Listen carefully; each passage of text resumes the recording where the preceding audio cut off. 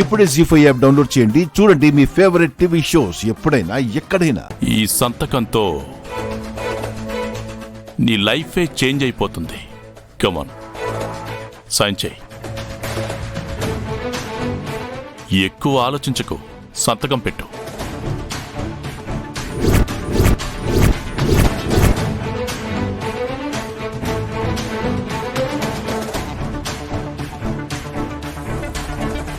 అసలేం జరుగుతుంది ఇక్కడ?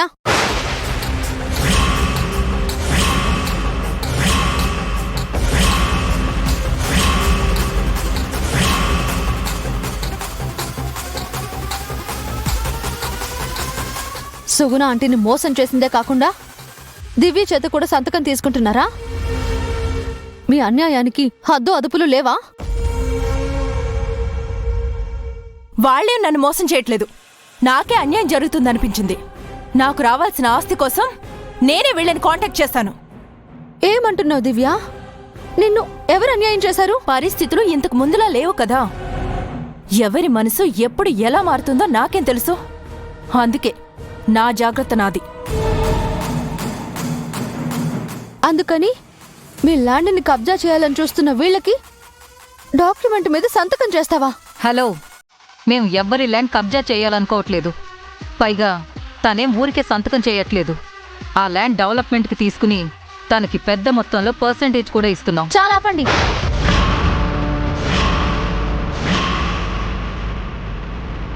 మీ మాటల్ని నమ్మడానికి నేనేం అమాయకురాల్ని కాదు. దివ్య, నువ్వు చేస్తుంది తప్పు. పద, ఇంటికి వెళ్దాం.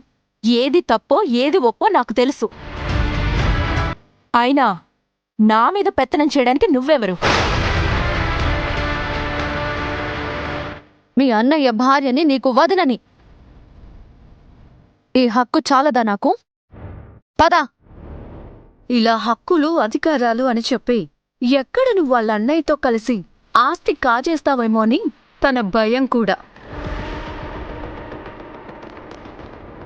ఏం దివ్య, అంతే కదా? అవును,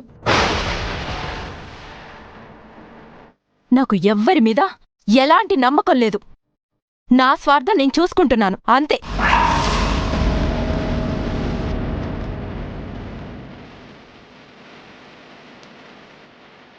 ఏం మాట్లాడుతున్నావు దివ్య?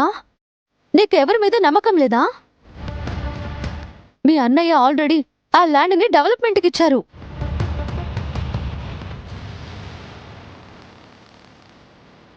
అంతేకాదు, అందులో 50% వాటా నీకు చెందేలా యాదగిరిని కూడా ఒప్పించారు.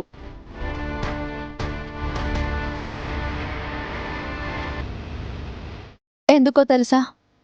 తను రాకముందు నువ్వు ఆంటీకి సహాయంగా ఇంటి బాధ్యతలు మోసావు కాబట్టి.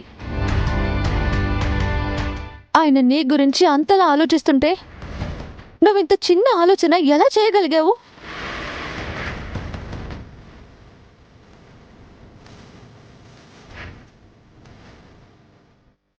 జీ5 యాప్ డౌన్లోడ్ చేసి అన్ని ఎపిసోడ్స్ పూర్తి ఉచితంగా చూడండి.